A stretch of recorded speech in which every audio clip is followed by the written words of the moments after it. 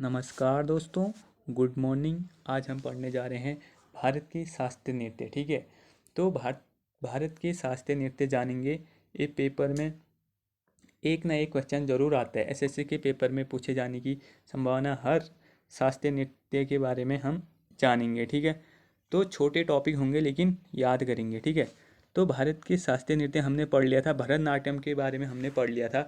अब हम दूसरा शास्त्रीय नृत्य पढ़ेंगे, ओडिसी। ठीक है, ओडिसी कहाँ का है पहले ये पता करना है। ओडिसी है हमारे राज्य ओडिशा का। ठीक है, ओडिसी है ओडिशा का। ठीक है, इसके गुरु किसे कहा जाता है? इसके गुरु कहा जाता है, जो इसके गुरु कहा जाता है, किसे कहा जाता है? जो पंकज चरण दास जी को इसके गुरु माना जाता है। ठीक है, पंकज चरण दास जी को इसके गुरु माना जाता है। किसके गुरु? ओडिशा के। ठीक है, ओडिशा के गुरु माना जाता है, ओडिशा नृत्य के गुरु माना जाता है। तो इसमें भगवान श्री कृष्ण से संबंधित है, मतलब भगवान श्री कृष्ण से संबंधित है यह नृत्य, भगवान श्री कृष्ण से संबंधित है। ठीक है, फिर आगे जाके हम पढ़ेंगे यह नृत्य शैली शैलियाँ होती हैं। ठीक है, नृत्य करने की भी शैलियाँ होती हैं। भगवान जगन्नाथ की पूजा यात्रा से संबंधित है। इसमें क्या होता है? भगवान श्री जगन्नाथ की पूजा, जो जगन्नाथ के रथ निकाले जाते हैं, 3 रथ निकाले जाते हैं, उसमें एक भगवान जगन्नाथ का एक रथ होता है। ठीक है, उसकी पूजा की जाती है, इससे संबंधित है। ठीक है, कहाँ का है? मेन तो ये ओडिशा का है। इसमें यह त्रिभंग मुद्रा में की जाती है, यह त्रिभंग मुद्रा में की जाती है। ठीक हो गया, यह किस में की जाती है?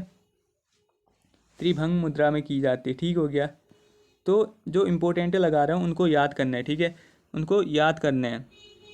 तो जयंतिका ने 5 भागीय मुद्रा में यह व्यक्त किया। ठीक हो गया, यह 5 भागीय मुद्रा में व्यक्त किया। किसने?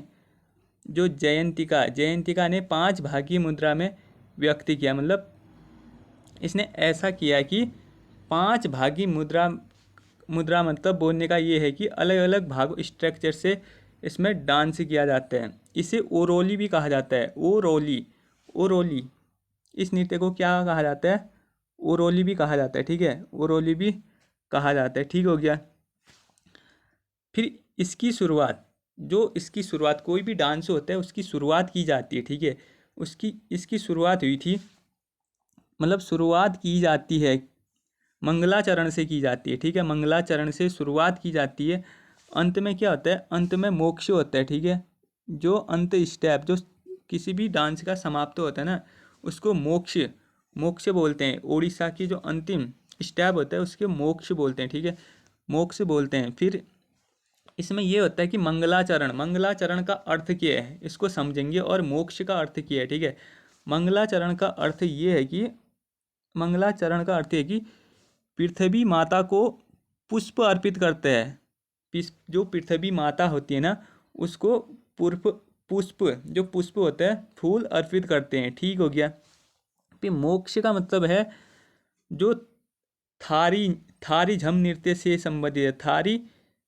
थारी झम नृत्य से संबंधित हो गया। ठीक हो गया, जो ये थारी झम नृत्य से संबंधित हो गया। अब इसमें क्या क्या होता है?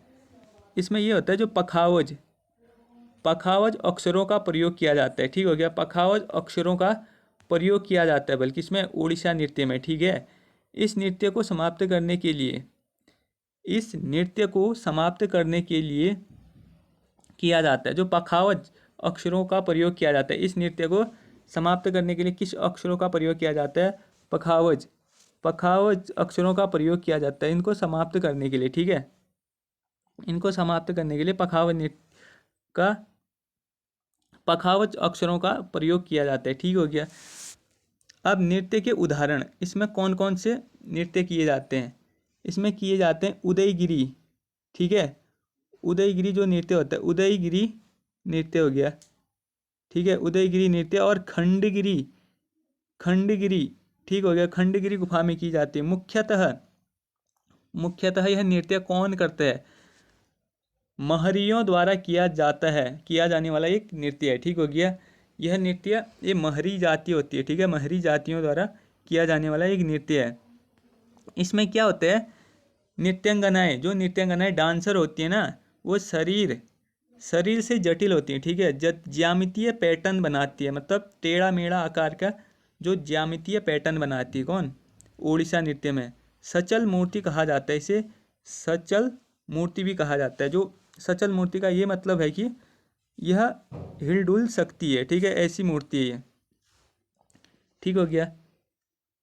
फिर इसके बाद यह नृत्य जल तत्वों का प्रतीक है, जल तत्वों का प्रतीक है। इसमें क्या क्या वाद्य यंत्र प्रयोग किए जाते हैं, ये भी याद रखना जरूरी है। इसमें वाद्य यंत्र प्रयोग किए जाते हैं, इसमें क्या क्या वाद्य यंत्र प्रयोग किए जाते हैं, इसमें किए जाते हैं प्रयोग मंजीरा हो गया और पखावज हो गया और ढोल व सितार किए जाते हैं, ठीक है, ढोल व सितार किए जाते हैं।